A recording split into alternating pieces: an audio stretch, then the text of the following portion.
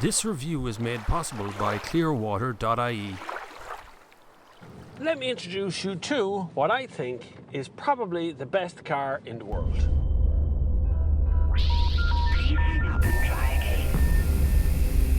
Actually, it's probably the second best car in the world, and maybe even the third best car in the world, but it's all from the same company.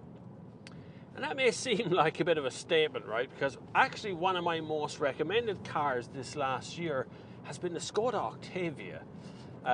Particularly the 1 litre petrol one. I think it's a really genius little car, but it's a big car as well.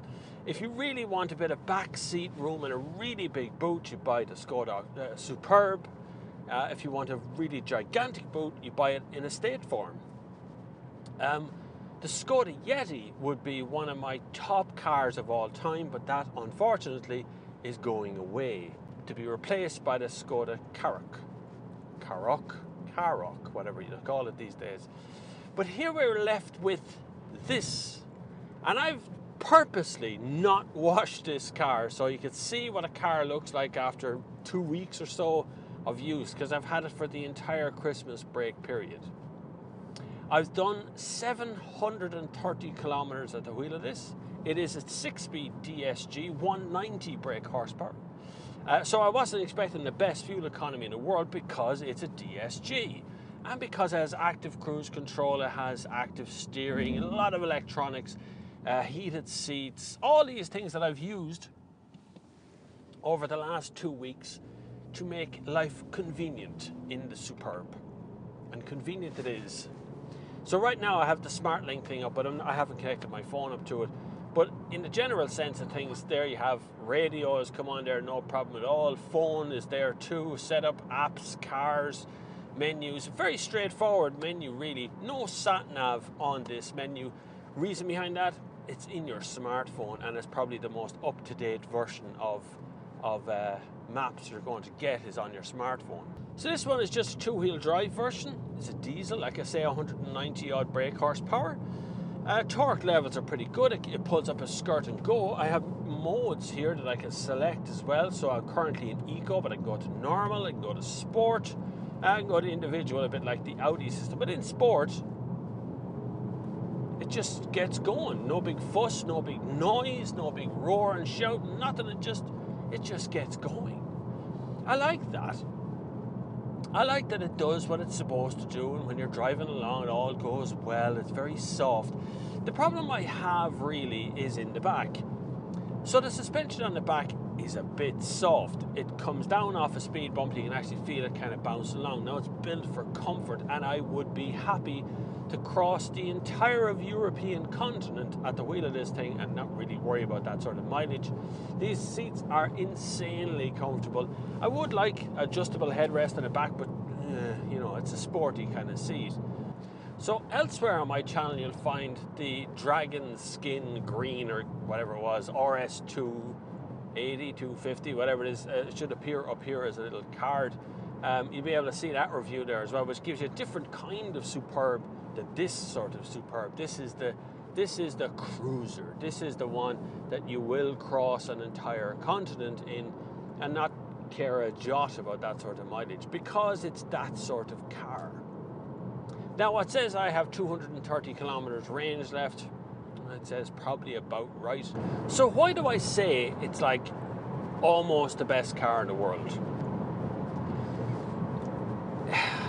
It looks well. I mean, it looks great. The old Superb never really fitted its skin. I always liked it, but it always looked like someone had put an extension into the car without really getting any planning permission. So it looked a bit too long somehow. This doesn't. This looks brilliant. Superb is a great word for it.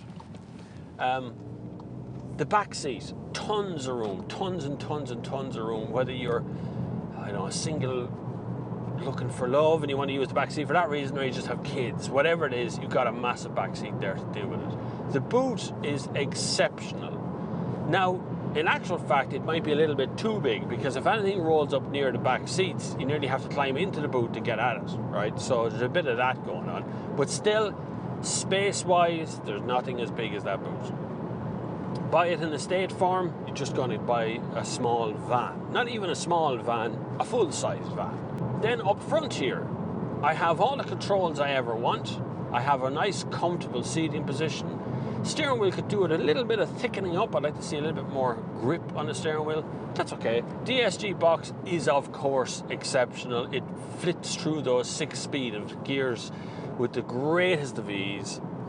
I have dual zone climate control. I have front heated seats. I have one USB port. Come on, Skoda.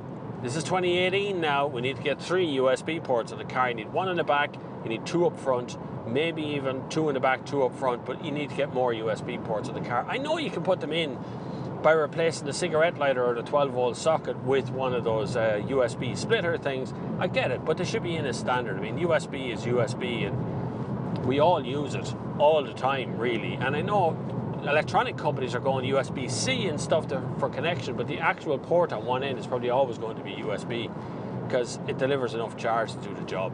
But realistically, if you're looking for something limousine size, I mean big, it's a big car, and you want to not spend an absolute fortune on stuff, Skoda Superb, man, or the Skoda Octavia. Which one would I buy? The Octavia, because I have 2 kids, and I particularly like the space availability inside an Octavia is, well, it feels near as much, makes no difference as this car.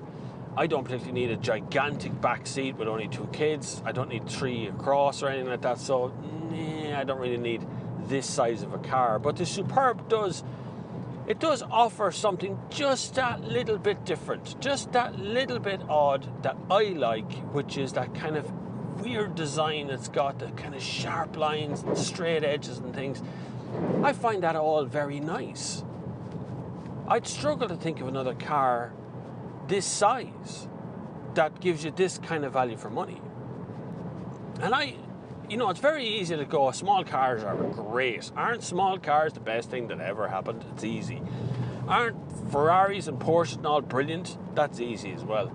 Finding something about these kind of mid-sized saloons to talk about is often quite difficult because they're all nearly as good as each other apart from this one. Because this one is just superb. So thank you very much for watching. Maybe you would hit that subscribe button if you like these kind of car reviews, while at the same time there is also a PayPal link and a Patreon link which you can check out down below. But until the next time, I will see you on the far side. This review was made possible by clearwater.ie.